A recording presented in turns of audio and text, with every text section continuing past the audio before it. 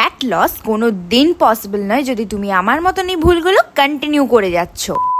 আজ অকপটে স্বীকার করবো 75 ডেজের ডে 49 এ দাঁড়িয়ে ঠিক কোন কোন ভুলগুলো করায় আমার প্রগ্রেস স্লো হচ্ছে। নাম্বার 1, প্রগ্রেস নোট ডাউন না করা। অ্যাজ এ রেজাল্ট কতখানি ফাঁকি মারছি সেটা চোখে পড়ছে না, চোখে পড়ছে কতটুকু করে আমি সন্তুষ্ট হয়ে যাচ্ছি। নাম্বার 2, 75 এর ডে 49 এ দাঁড়িয়ে আজ আমি এটা হাড়ে হাড়ে টের পেয়েছি। হতেই পারে তুমি সারা সপ্তাহ হেলদি হোমমেড ফুড খাচ্ছ, বাট দ্যাট ডাজন্ট মিন তুমি ফ্যাট লস করতে পারবে। Cause calorie count and measurement. Number 3, late night cravings, যেটা রাত জাগলে বেশি করে হয়। আর এখানেই আমার জাকাটা কেটেছে। রিসেন্টলি কিছু তো একটা মনে হতে রাত জাগছি, কিছু একটা খাচ্ছি, খেতে খেতে মনে হলো আচ্ছা আজকে সারাদিনে যা যা খেলাম একটু ক্যালোরি কাউন্ট করে দেখি। ওরে বাবা, 2000 ক্যালোরি দেখিয়ে চ্যাট জিপিটি যে রিয়েলিস্টিক থাপ্পড়টা আমাকে মারলো। আর নাম্বার 4, কনসিস্টেন্সির নামে প্রহসন, যার ফলস্বরূপ ল্যাদের পাল্লায় পড়ে তোমার আমার সবার পছন্দের শাড়ি ড্রেপিং এর ভিডিও আর আনতেই পারছি না।